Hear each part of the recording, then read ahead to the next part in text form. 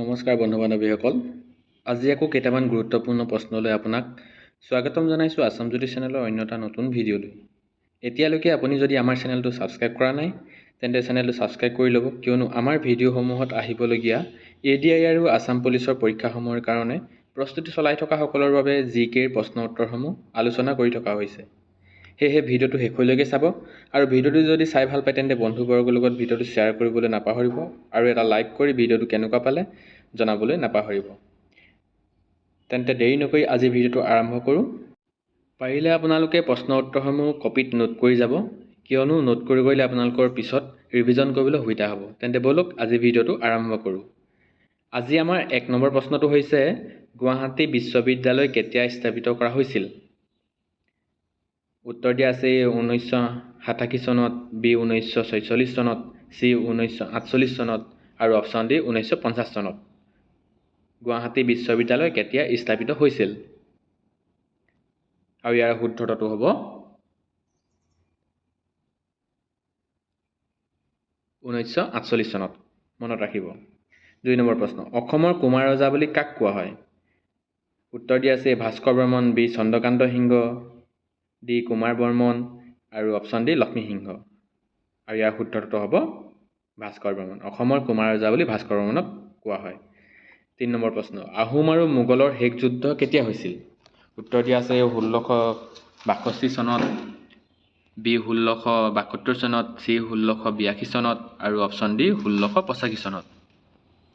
আহোম আৰু মোগলৰ শেষ যুদ্ধ কেতিয়া হৈছিল? আৰু ইয়াৰ শুদ্ধটো হ'ব অপশ্যন C 1682 চনত। 1682 চনত মোগল আৰু আহোমৰ শেষ ৰণ হৈছিল বা শেষ যুদ্ধ হৈছিল। 4 নম্বৰ প্ৰশ্ন, অসম ছাত্ৰ সন্মিলন কেতিয়া গঠন হৈছিল? উত্তৰ দিয়া আছে A 1914 চনত, B 1916 চনত, C 1617 চনত, D 1911 চনত।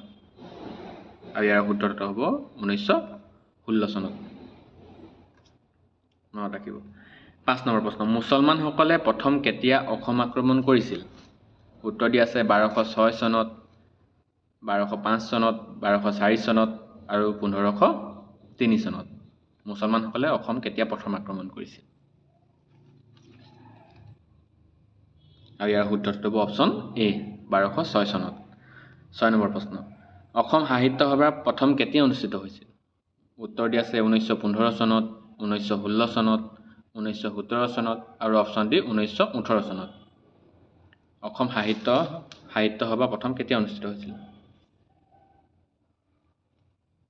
ইয়াৰ শুদ্ধটো হ'ব অপশ্যন C 1917 চনত। 7 নম্বৰ প্ৰশ্ন, অসমত কেতিয়াৰ পৰা মাটি ম্যাদী প্ৰচলন হৈছিল?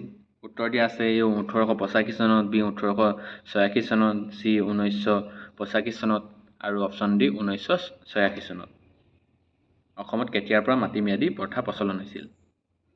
আৰু ইয়াৰ শুদ্ধটো হ'ব 1886 চনত অসমত মাটিৰ ম্যাদী প্ৰচলন হৈছিল। 8 নম্বৰ প্ৰশ্ন, জয়দৌল আৰু জয়সাগৰ কোনে নিৰ্মাণ কৰিছিল? উত্তৰ দিয়া আছে ৰুদ্ৰসিংহ, B চন্দ্ৰকান্ত সিংহ, C শিৱসিংহ আৰু অপশ্যন D গদাধৰ সিংহ। জয়দৌল আৰু জয়সাগৰ কোনে নিৰ্মাণ কৰিছিল? আৰু ইয়াৰ শুদ্ধটো হ'ব ৰুদ্ৰসিংহ, অপশ্যন A স্বৰ্গদেউ ৰুদ্ৰসিংহ জয়দৌল আৰু জয়সাগৰ নিৰ্মাণ কৰিছিল। 9 নম্বৰ প্ৰশ্ন, আহোমসকলৰ শেষ কীৰ্তিস্তম্ভ ক'ত আছে? উত্তৰ দিয়া আছে শিৱসাগৰ, B চৰাইদেউ, C মাজুলী আৰু অপশ্যন D বশিষ্ঠাশ্ৰম। আহোমসকলৰ শেষ কীৰ্তিস্তম্ভ ক'ত আছে? আৰু ইয়াৰ শুদ্ধটো হ'ব অপশ্যন D বশিষ্ঠাশ্ৰম। বশিষ্ঠাশ্ৰম হৈছে আহোমসকলৰ শেষ কীৰ্তিস্তম্ভ। 10 নম্বৰ প্ৰশ্ন, কোন আহোম ৰজাক ল'ৰা ৰজা বুলি কোৱা হয়? উত্তৰ দিয়া আছে ৰত্নধ্বজ সিংহ, B চন্দ্ৰকান্ত সিংহ, C গৌৰী সিংহ আৰু অপশ্যন D প্ৰতাপ সিংহ। কোন আহোম ৰজাক ল'ৰা ৰজা বুলি কোৱা হয়? আৰু ইয়াৰ শুদ্ধটো হ'ব ৰত্নধ্বজ সিংহ। ৰত্নধ্বজ সিংহক ল'ৰা ৰজা বুলি কোৱা হয়। 11 নম্বৰ প্ৰশ্ন, স্বাধীনতাৰ পাছত বিধানসভাৰ প্ৰথম অধ্যক্ষ কোন আছিল? উত্তৰ দিয়া আছে হৰেশ্বৰ গোস্বামী, B আনন্দৰাম বৰুৱা, C বসন্ত দাস আৰু অপশ্যন D গোপীনাথ বৰদলৈ। স্বাধীনতাৰ পাছত বিধানসভাৰ প্ৰথম অধ্যক্ষ কোন? আৰু ইয়াৰ শুদ্ধটো হ'ব অপশ্যন A হৰেশ্বৰ গোস্বামী। হৰেশ্বৰ গোস্বামী আছিল স্বাধীনতাৰ পাছত বিধানসভাৰ প্ৰথম অধ্যক্ষ। 12 নম্বৰ প্ৰশ্ন, অসমীয়া ভাষাই কেতিয়া ৰাজ্যিক ভাষাৰ স্বীকৃতি পাইছিল? উত্তৰ দিয়া আছে A 1960 চনত, B 1985 চনত, C 1961 চনত আৰু অপশ্যন D 1965 চনত। বন্ধুসকল, এই 12 নম্বৰ প্ৰশ্নৰ উত্তৰটো আপোনালোকে কমেণ্টত জনাব। উত্তৰ দিয়াই আছে, কোনটো শুদ্ধ উত্তৰ হয় কমেণ্ট কৰি জনাব।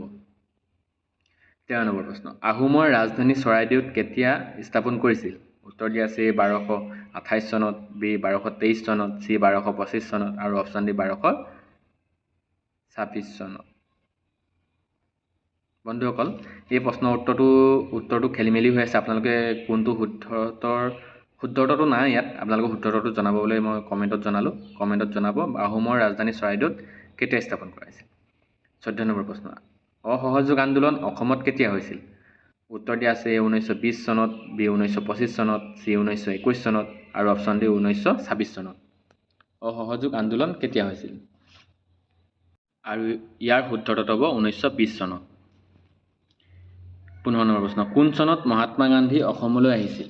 উত্তৰ দিয়া আছে A 1921 চনত, B 1922 চনত, C 1924 চনত আৰু অপশ্যন D 1926 চনত। মহাত্মা গান্ধী অসমলৈ কেতিয়া আহিছিলে? আৰু ইয়াৰ শুদ্ধটো হ'ব 1921 চনত। মহাত্মা গান্ধী অসমলৈ আহিছিলে 1921 চনত। 16 নম্বৰ প্ৰশ্ন, কেতিয়া অসমত প্ৰথম ৰেল সেৱা আৰম্ভ হৈছিলে? উত্তৰ দিয়া আছে 1882 চনত, 1885 চনত, 1890 চনত আৰু 1985 চনত। অসমত কেতিয়া প্ৰথম ৰেল সেৱা প্ৰৱৰ্তন বা আৰম্ভ হৈছিলে? আৰু ইয়াৰ শুদ্ধটো হ'ব 1882 চনত। 1882 চনত প্ৰথম ৰেল সেৱা আৰম্ভ হৈছিলে। 17 নম্বৰ প্ৰশ্ন, অসম এছ'চিয়েশ্যন কেতিয়া গঠন হৈছিল?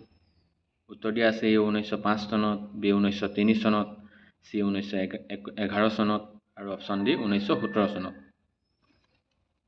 বন্ধুসকল, প্ৰত্যেক দিনাখনৰ দৰে এই 17 নম্বৰ প্ৰশ্নটো আপোনালোকক দিছোঁ আৰু আগত দুটা মই প্ৰশ্ন এৰি থৈ আহিছোঁ আপোনালোকৰ কাৰণে। সেইকেইটা উত্তৰ দিব আৰু এই 17 নম্বৰ প্ৰশ্নটো আপোনালোকে কমেণ্টত উত্তৰ দিব কোনটো শুদ্ধ হয়। ভিডিঅ'টো শেষলৈকে চোৱাৰ বাবে আপোনাক অশেষ ধন্যবাদ জনাইছোঁ। আৰু যদিহে ভিডিঅ' চাই ভাল পালে তেনেহ'লে ভিডিঅ'টো লাইক কৰি দিব আৰু যদি আমাৰ চেনেলটোত আপুনি নতুন হয় তেনেহ'লে চেনেলটো ছাবস্ক্ৰাইব কৰি দিব। আৰু আপোনাৰ যদি আত্মীয় কোনো বা বন্ধুবৰ্গই প্ৰিপেৰেশ্যন কৰি আছে ADI আৰু আছাম পুলিচ, তেন্তে এই ভিডিঅ'সমূহ তেওঁক শ্বেয়াৰ কৰিবলৈ নাপাহৰিব, কিয়নো